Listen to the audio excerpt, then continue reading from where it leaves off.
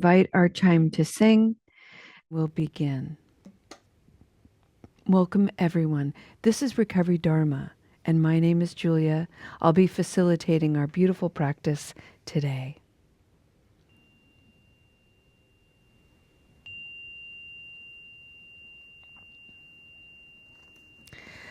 I'd like to begin our practice by sharing with you a sentiment of metta. Metta is loving kindness. It's one of the limitless qualities in a Buddhist practice.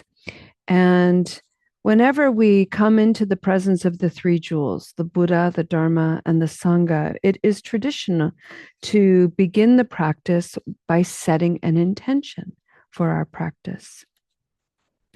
We are all here because we have decided to have a better understanding of our habit energy that is inhibiting us from living a full, whole, happy life.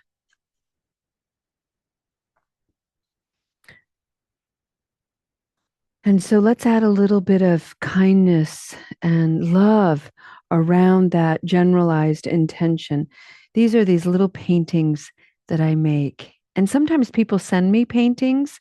We've got a lot of artists in the community. And if you send me a painting or a sheet of paper that you've drawn on, I will more than likely chop it up into smaller pieces and write sentiments of metta on the back. Just be forewarned. This one reads, "May you feel safe and secure.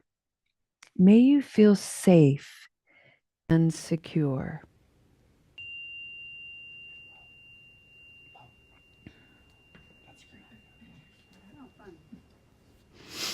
All right, friends.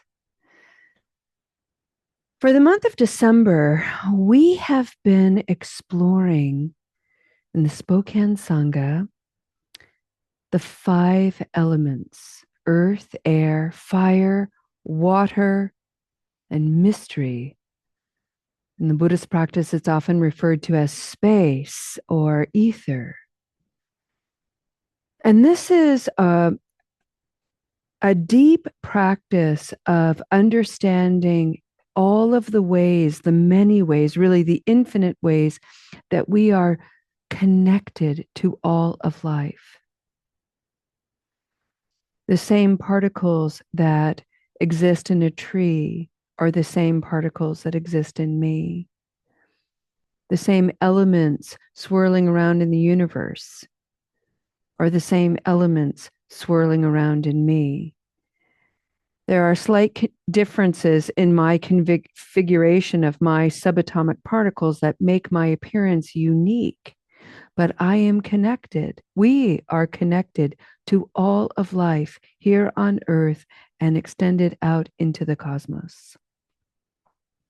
And so the Buddha knew thousands of years ago that to understand these elements, the way the earth arises in life, and looking at these elements is a way of understanding ourselves. To look at nature is a way to better understand the nature of oneself, specifically the nature of the conditions in our lives that create so much misery. And we know from the Four Noble Truths, the first teaching of the Buddha, that to acknowledge suffering, to acknowledge misery, lends itself to then being curious about, well, what are the conditions that are creating this misery? Where am I confused? Where is my perspective of myself and life limited or distorted?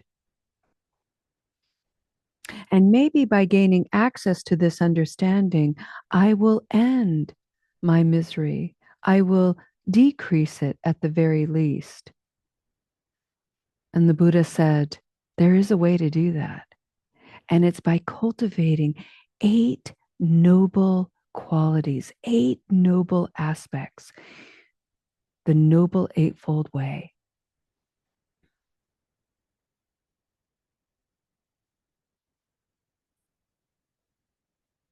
And we know these, we know what they are. And so today we're going to talk about and we're going to explore the element of fire. And at the very beginning of the week, our facilitator, John, brought forward the element of fire as light, illumination. And I really love that. And so I'd like to pick that up and take it for another little spin. So, to begin our practice, I invite you to come into the warmth and beauty of your own body and see if you can meet yourself exactly as you are. If you're feeling tired and fatigued and your body would like to lie down and rest, please do. And invite that to be your practice and invite that to be perfect. If, however, when you meet yourself, your body's like, whoa, I'm feeling really agitated and kind of edgy and twitchy, and I need to move. I need to kind of shake. I need to kind of putter. I maybe need to be a little distracted. If that's you today, if that's you right now, meet yourself with so much joy and safety and security and know that that's your practice today. That's how you're showing up, and that's beautiful. Invite it to be perfect. And if you're in a posture where you're seated, sit in a way that you can feel some ease and alertness and enjoy this reflection of light as we take a glimpse into the element of fire. Take a deep breath. In this moment, may you feel safe and secure.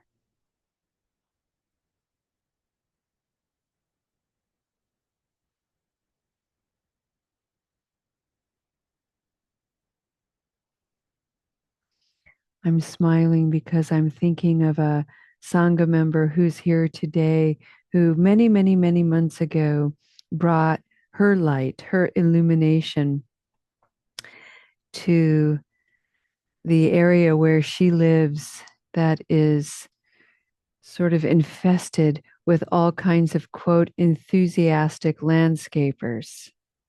I love that. And I think we have one such enthusiastic landscaper outside of the sanctuary, somebody very busy.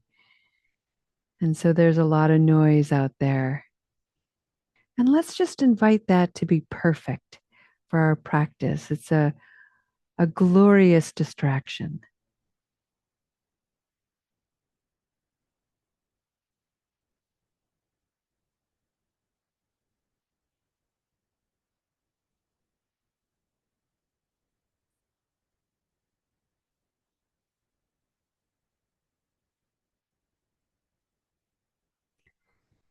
As I was thinking about bringing forward the element of fire, specifically the element of light,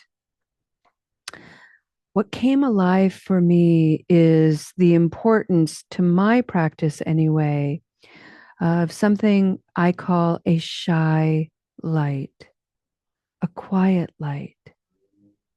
And this is the kind of light that I get when I have a candle lit.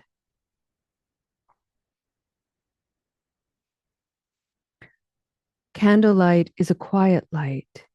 It's a glowing light.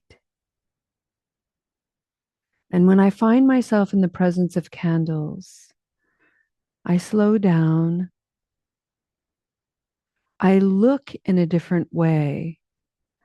Unlike a bright light, a surgeon's light, a sterile light, where I can really get into the details of something, my focus is narrowed in, but that narrowed lens allows me to see with incredible depth and clarity. That's one kind of light, and it's one kind of looking. But not everything needs that kind of brightness, at least in my life. There are certain aspects of me and of my practice that require a quieter light. I can't bring that bright, glaring look to everything. So, for instance, when I first started practicing and I entered into the corridor of all the places in my mind and heart that I had neglected, denied, places that were haunting and scary, there was no way I was going to bring a giant bright flashlight shining all of those places all at once. I just didn't have the capacity to look at everything like that. It was too overwhelming and too daunting. And yet, the narrative that I had subscribed to, the social stigma that I had picked up, told me that I needed to do that and something was wrong with me if I wasn't able to. Shine a light on everything. Face all your fears, Julia. Look at it all. Don't deny anything. Yeah. Yikes. And what happened to me is I ran away. I couldn't handle it. And so I had to take a different approach, a slower approach, a more gentle approach. And instead, I brought a candle with me down that dark corridor of my own mind and heart. And slowly, carefully, I would bring a gentle light, a little sneaky peek, a quiet look see at those places.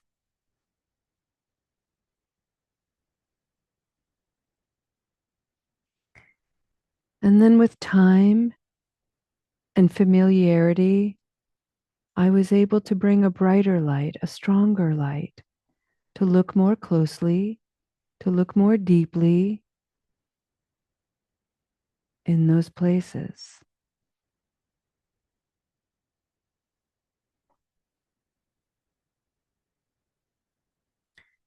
The question I'd like to bring forward to each of us here today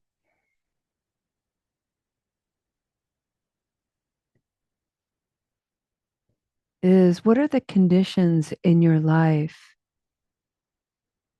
that are asking for a little bit of attention and care?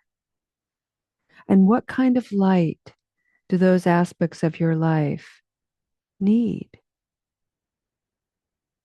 You get to decide. I got to decide. And let me tell you something, no one gave me permission. I had to give myself permission to determine what kind of light I needed.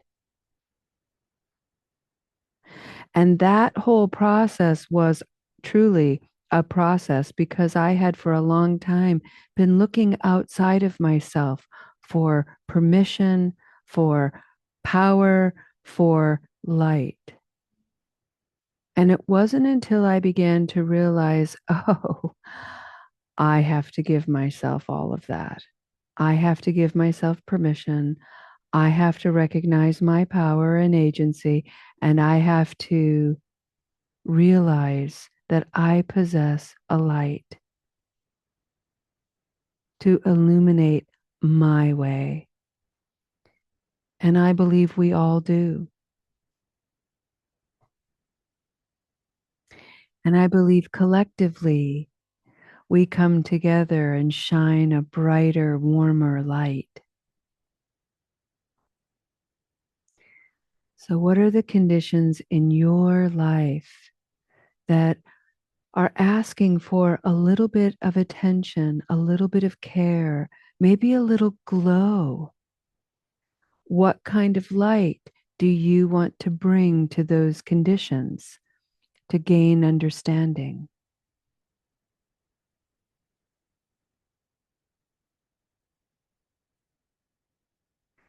You could use anything, and you're limited only by your imagination. You could wear glow in the dark clothing.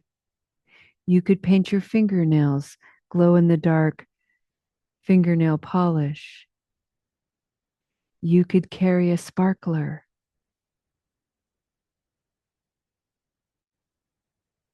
You could use only a match.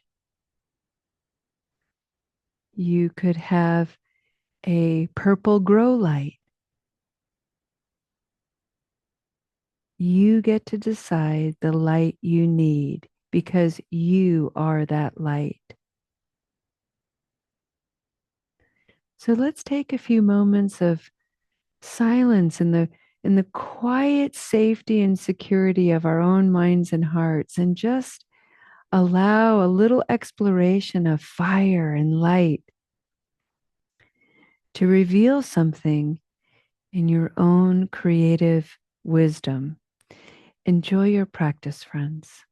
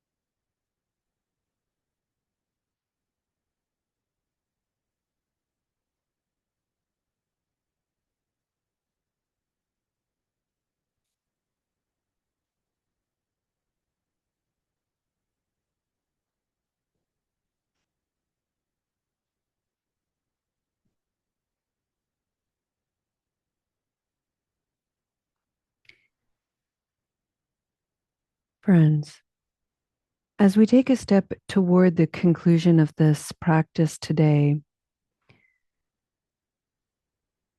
I want to remind everybody that you are the light you seek. And sometimes it's hard to find that. Sometimes it's hard to even believe it. And I think this is one of the reasons why in a Buddhist practice we come into the remembrance of the three jewels. Jewels sparkle and they reflect our own light, our own sparkle. And so when we come into the light and the glow and the essence and radiance of the three jewels, the Buddha, the Dharma, and the Sangha, something within us remembers, something within us. It's almost like a little ember within us gets a little fresh air and it begins to glow anew. I experience this every single time I listen to community members share. The wisdom of others ignites my own wisdom with its own unique luminescence. So let's end our practice today paying honor to the three jewels. This is a chant that is very simple to chant. It's Namo Buddha Ya, Namo Dharma Ya, Namo Sangha Ya. And if you know it, you can chant with me. I'll chant it 3 times. Taking a breath together, breathing in. Namo Buddhaya, Namo Dharmaya, Namo Sangaya, Namo Buddhaya, Namo Dharmaya, Namo Sangaya, Namo Buddhaya, Namo Dharmaya, Namo Sangaya.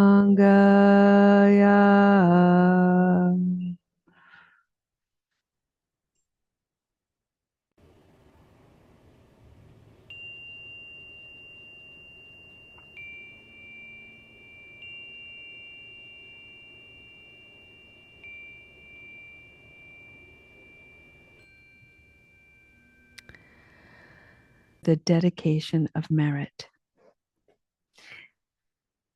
Take a moment and come back to your body, to your mind, to your heart. Close your eyes for just a moment. Take a deep breath.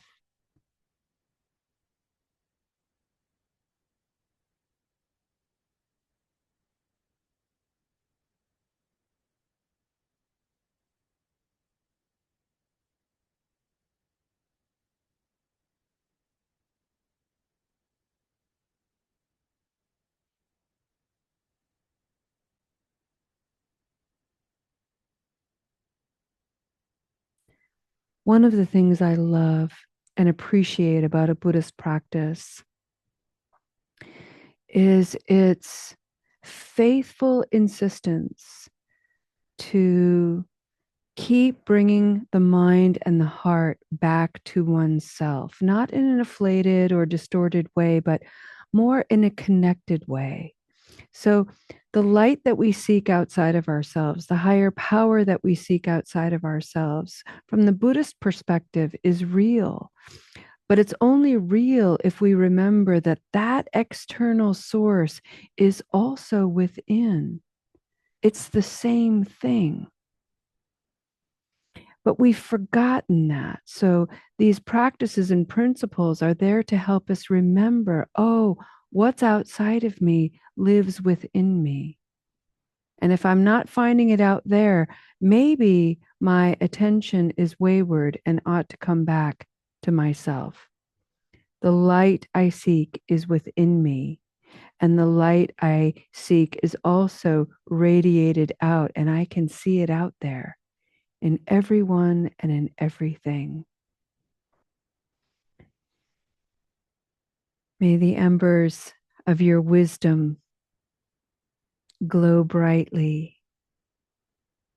May this guide you in places that are dark and haunted. May you be fearless in your presence. May you remember you are safe and secure. And may you hold steady that you are not alone. Thank you for your beautiful practice, friends. We'll see you next time. Namaste.